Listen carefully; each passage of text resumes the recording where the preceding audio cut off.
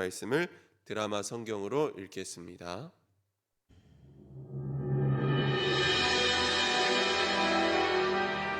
그가 내게 이르시되 인자야, 내 발로 일어서라. 내가 내게 말하리라. 하시며 그가 내게 말씀하실 때에 그 영이 내게 임하사 나를 일으켜 내 발로 세우시기로 내가 그 말씀하시는 자의 소리를 들으니 내게 이르시되 인자야, 내가 너를 이스라엘 자손 곧 패역한 백성, 나를 배반하는 자에게 보내노라. 그들과 그 조상들이 내게 범죄하여 오늘까지 이르렀나니 이 자손은 얼굴이 뻔뻔하고 마음이 굳은 자니라. 내가 너를 그들에게 보내노니 너는 그들에게 이르기를 주 여호와의 말씀이 이러하시다 하라. 그들은 패역한 족속이라. 그들이 듣든지 아니 듣든지 그들 가운데 선지자가 있음을 알지니라. 인자야, 너는 비록 가시와 찔레와 함께 있으며 전갈 가운데 거주할지라도 그들을 두려워하지 말고 그들의 말을 두려워하지 말지어다. 그들은 패역한 족속이라도 그 말을 두려워하지 말며 그 얼굴을 무서워하지 말지어다. 그들은 심히 패역한 자라. 그들이 듣든지 아니 듣든지 너는 내 말로 고할지어다. 너 인자야, 내가 내게 이르는 말을 듣고 그 패역한 족속같이 패역하지 말고 내 입을 벌리고 내가 내게 주는 것을 먹어라. 하시기로 내가 보니 보라 한 손이 나를 향하여 펴지고 보라 그 안에 두루마리 책이 있더라. 그가 그것을 내 앞에 펴시니 그 안팎에 글이 있는데 그 위에 애가와 애곡과 재앙의 말이 기록되었더라. 네, 참 좋으신 주님의 은총과 평화가 예배드리는 모든 분들 가운데 함께 하시기를 간절히 소망합니다. 네, 오늘은 일어선 존재라는 제목으로 말씀을 나누고자 합니다. 우리는 지난 부활절 이후로 7주 동안 부활절기를 보내게 됩니다. 이 부활절기를 보내게 되면서 특별히 우리 마음 깊숙한 곳에 그리스도의 생명이 확고하게 자리 잡았으면 좋겠습니다. 부활하신 주님께서는 제자들에게 나타나셔서 평화의 인사를 건네시고는 제자들을 세상으로 파송시키십니다. 그러면서 이렇게 말씀하셨습니다. 그들을 향하사 숨을 내쉬며 이르시되 성령을 받으라. 아멘. 주님은 그들 홀로 거친 세상을 견뎌낼 힘이 없다는 것을 아시고 이렇게 말씀하셨습니다. 주님의 영인 성령을 제자들에게 보내주셨습니다. 주님의 숨을 받으면 우리는 주님의 삶을 이어받게 되어 있습니다. 사람에게 숨이 채워지면 사람은 일어선 존재가 됩니다. 그래서 부활은 일어섬입니다. 주님의 숨을 받은 제자들은 두려움의 자리를 박차고 일어나 희망의 사람이 되었습니다. 이제 그들이 할 일은 그리스도의 몸이 되어 사는 것입니다. 두려움을 떨치고 일어나 기쁨으로 복음을 전파하고 때론 연약한 이들의 버팀목이 되어주고 또 누군가의 고통에 함께 아파하고 그 고통을 덜어내주기 위해서 노력하고 또 갈등이 있는 곳에 평화를 일으켜야 하는 사명이 그들에게 주어졌습니다. 부활의 첫 열매가 되신 주님은 오늘 우리에게도 부활의 삶을 살라고 명령하고 계십니다. 부활의 삶은 다른 게 아닙니다. 그것은 더 이상 낙심하지 않는 것입니다. 나는 패배할지라도 주님은 패배하지 않으심을 믿고 나아가는 것입니다. 부활하신 주님께서 우리에게도 숨을 불어넣어 주십니다. 그러므로 주님의 생명이 우리 가운데 있음을 깨닫고 부활의 삶을 살아가는 저와 여러분이 되기를 주님의 이름으로 간절히 축원합니다. 어제부터 에스겔 말씀이 시작되었습니다. 에스겔 선지자가 활동하던 시기는 유다가 이 바벨론의 침공을 받아서 멸망당하는 전후의 시기입니다. 바벨론은 세 차례에 걸쳐서 이스라엘 백성들을 포로로 끌고 갔습니다. 에스겔은 느부갓네살에 의해서 바벨론 포로로 끌려간 1세대에 속하는 사람이었습니다. 에스겔에게 하나님의 영이 임한 때는 제30년 넷째 달 5일이었습니다. 그때는 여호야긴 왕이 포로로 잡혀온 지 5년째 되는 그달 5일입니다.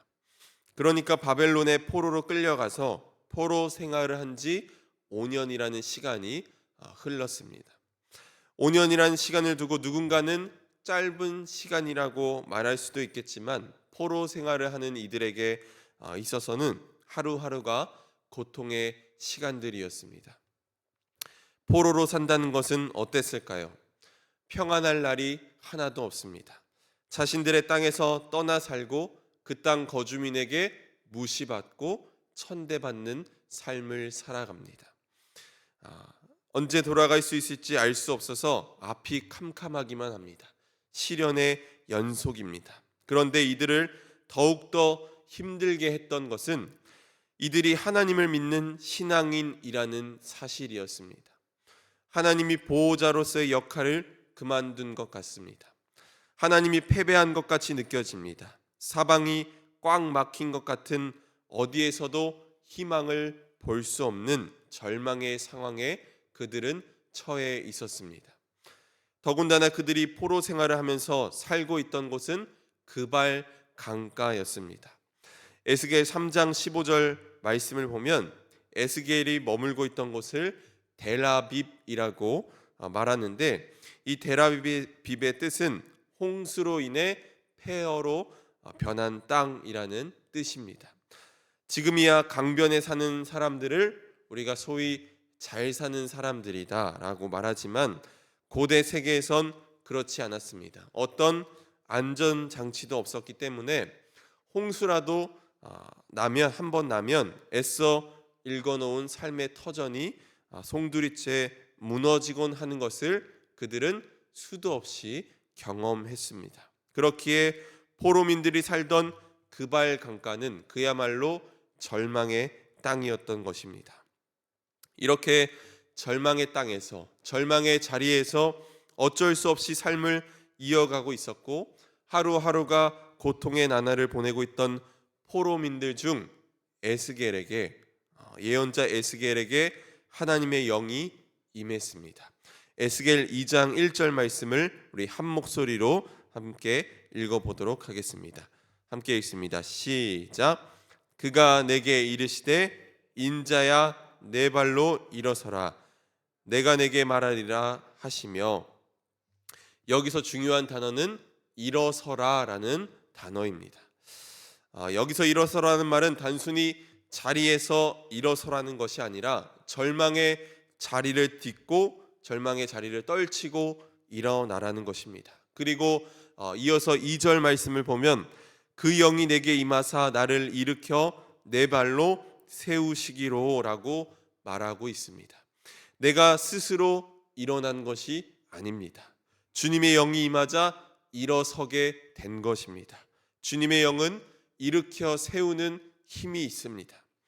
앞서 부활은 일어섬이라고 말씀드렸던 것처럼 부활하신 주님의 영을 받은 제자들은 죽음의 공포에서 벗어나 희망의 사람이 되었습니다. 또 오순절 다락방에 주님의 영이 임했을 때 그들은 박차고 나아가 담대하게 복음의 증인으로 살았습니다. 주님의 영은 절망의 자리에 있는 우리를 일으켜 세우시는 줄 믿습니다. 오늘 하나님의 영이 이 시간 저와 여러분 가운데 다시 찾아오셔서 절망을 딛고 일어서게 하시고 또 무기력 가운데 빠져있는 우리를 다시금 일어서게 하시기를 주님의 이름으로 간절히 축원합니다. 아멘. 네, 하나님은 이 에스겔을 일으켜 세우시고는 그들의 조상처럼 반역만 해온 백성들, 또 얼굴이 뻔뻔하고 마음이 굳을 대로 굳어진 이들에게 가서 하나님의 말씀을 전하라고 말씀하셨습니다. 5절 말씀에 그들이 듣든지 아니 듣든지라는 이런 말씀이 나오는데, 이것은 듣는 이들이 조금이라도 있기 때문에 이런 말을 하는 게 아니라 그들은 전혀 들을 생각이 없는 이들이라는 것입니다. 전혀 들을 생각이 없는 이들에게 하나님의 말씀을 전하는 것은 어쩌면 예언자들의 숙명인지도 모르겠습니다. 이사야도 그랬고 예레미야도 그랬습니다. 그래서 하나님은 에스겔에게 가시와 찔레 속에서 살 수도 있고 또 전갈대 가운데서 살 수도 있을 것이라 말씀합니다. 하지만 두려워할 이유는 전혀 없습니다. 에스겔에겐 주님의 영이 함께 하시기 때문입니다. 우리도 주님의 일을 하다 보면 가시와 찔레를 만날 때가 있습니다. 때로는 우리의 호의가 싸늘한 거부에 부딪힐 때도 있고 또 선한 노력에도 불구하고 아무런 결실이 없을 때도 있습니다. 또 때로는 내 힘으로 해결할 수 없는 문제를 만나고는 좌절하여 넘어질 때도 있습니다. 하지만 이럴 때일수록 우리는 바울 사도의 말을 기억해야 합니다. 갈라디아서 6장 9절 말씀을 보면 우리가 선을 행하되 낙심하지 말지니 포기하지 아니하면 때가 이름에 거두리라. 아멘. 당장 결실이 보이지 않을지라도 낙심할 이유는 없습니다. 하나님의 영이 우리와 함께 하시기에 때가 되면 하나님은 거두게 하실 것이기 때문입니다. 하나님의 영은 우리를 다시금 일으켜 세우시는 힘이 있는 줄 믿습니다. 여러분, 이 사실을 꼭 기억하시기 바랍니다. 하나님의 말씀을 들은 에스겔에게 지체 없이 또 다른 명령이 주어졌습니다. 8절 말씀을 우리 함께 읽어보겠습니다. 8절 말씀 함께 읽습니다. 시작.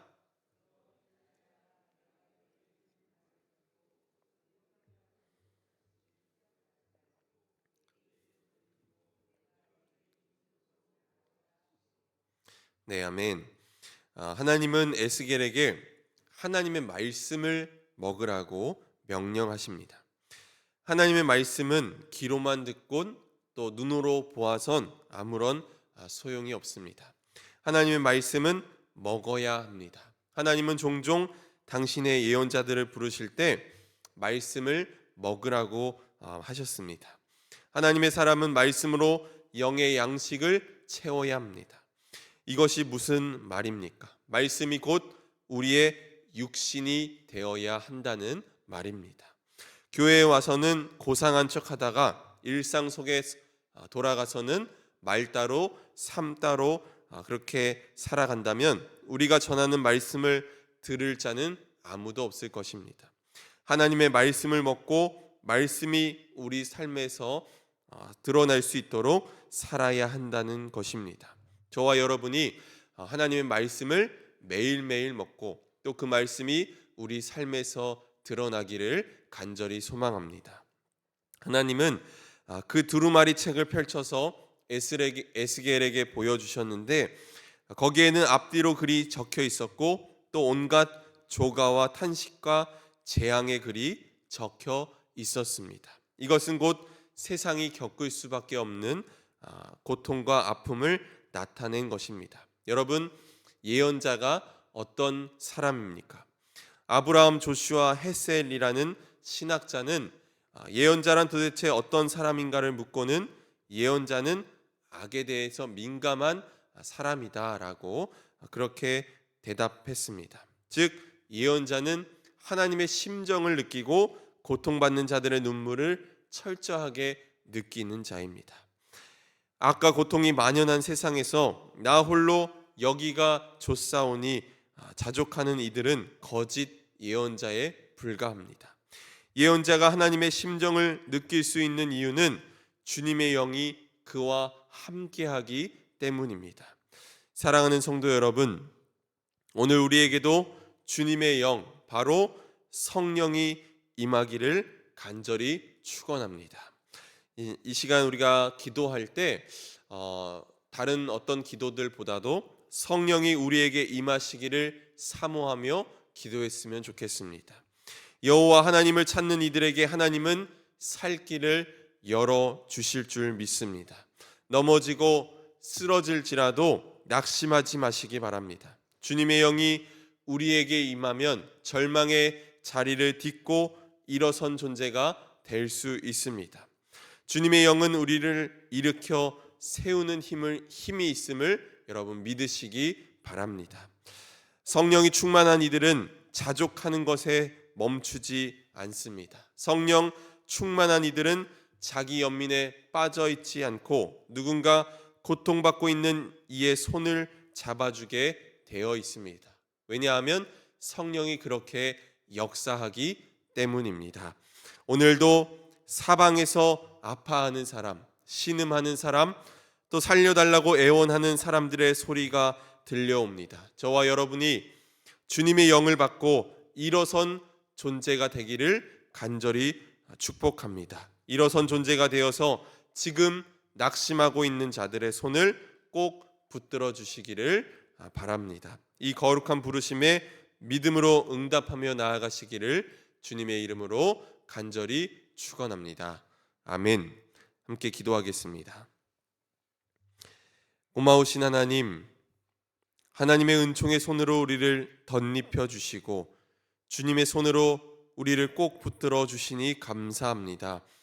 부활의 새 생명을 허락하여 주신 주님을 신뢰하며 살게 하시고 지금 여기서부터 부활의 삶을 살게 하옵소서.